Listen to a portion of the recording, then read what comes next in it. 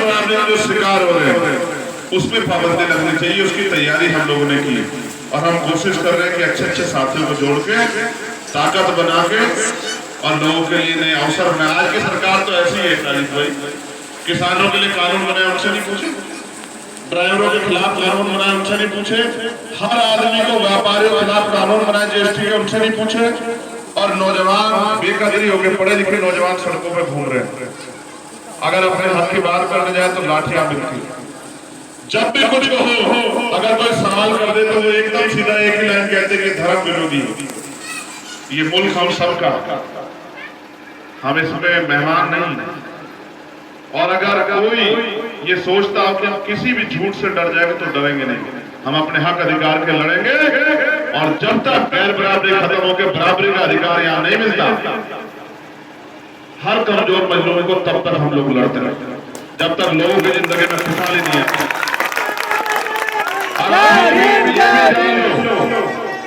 नहीं, नारे सिर्फ नारे लगाने से काम नहीं चलेगा। तो बहुत दिन से लगा रहे हो, 70 सालों से, और नारे लगा के हिस्से में तुम्हारे कुछ आया नहीं। अब तो संकल्प लेके जैसे दुश्मन कर रहा है काम कि वो सत्ता कैसे मिले, उस पावर कैसे आए, उस बात के लिए सोचो। अभी तो हमारे दूसरे साथी चुनाव लड़ने में नहीं आए, आप महसूस करो उन्होंने वोटें कटवा दी।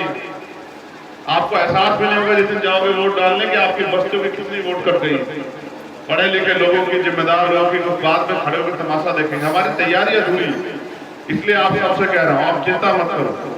कुछ लड़ाई लड़ने की जिम्मेदारी मेरे ऊपर छोड़ दो और अपने जिले के मजबूत करने की जिम्मेदारी आप सब लोग उठा लो। फिर देखो कि बहुत जल्द एक ऐसा सूर्य निकलेगा इससे भी ज्यादा सुंदर, ये जो कुदरत ने बनाया इससे भी ज्यादा सुंदर, क्योंकि वो सूर्य कमजोरों मजलूमों के घरों में उजाला डालेगा, इनके लिए तरक्की के रास्ते खोलेगा, गरीबों को हक देगा और सारे मजलूमों को इंसानियत के साथ स्वाभिमान सम्मान के साथ जीने के अवसर देगा। ऐसा मुल्क बनाने के लिए हम लोगों को लड़ना है, क्योंकि जिसके पास पावर होगी वही तय करेगा कैसे चलेगा मुल्क। आज जैसे चल रहा है वो चला रहा जिसके पास पावर।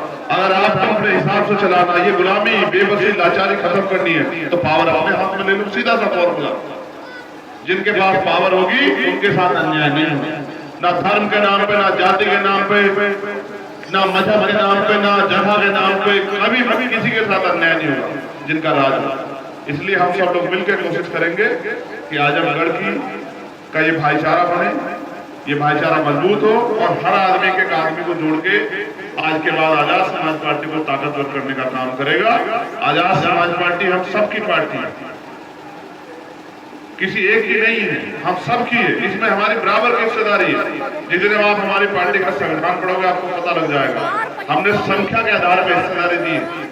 हर बार जो धोखा हुआ हमने लिखित में करके, कभी लिखतम के आगे बख्तम नहीं चलती है, हमने लिखित में करके सब कुछ तय कर दिया कि किसकी कितनी हिस्सेदारी इस पार्टी में रहेगी और उसी हिस्सेदारी के साथ हमें आगे बढ़ना है। अभी हमने मांग उठाई है और मैं वादा करता हूं कि वो मांग पूरी होगी जिस दिन ताकत हमारे हाथ में होगी कि देश के जो सरकारी इंस्टीट्यूशन है उनमें संख्या के आधार पर जिसकी जितनी संख्या बारे उसकी हिस्सेदारी, इस नियम का पालन होना चाहिए। दलितों की संख्या के आधार पे, पिछड़ों की संख्या के आधार पे, मुसलमानों की संख्या के आधार पर आरक्षण की व्यवस्था इस देश में होनी चाहिए। सारी नौकरियों, सारे साधनों संसाधनों में सबकी बराबर की हिस्सेदारी होनी चाहिए। तब जाके मुल्क आगे बढ़ेगा।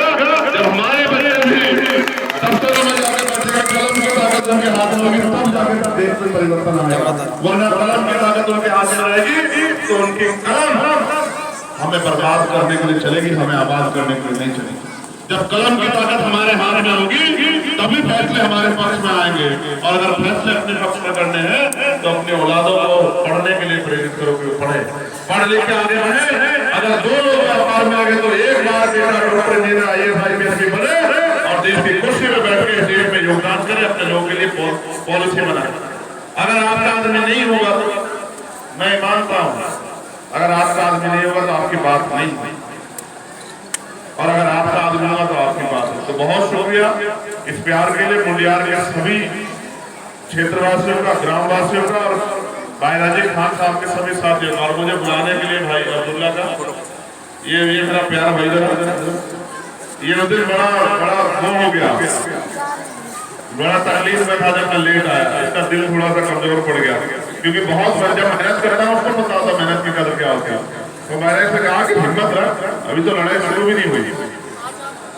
अजान हो गया।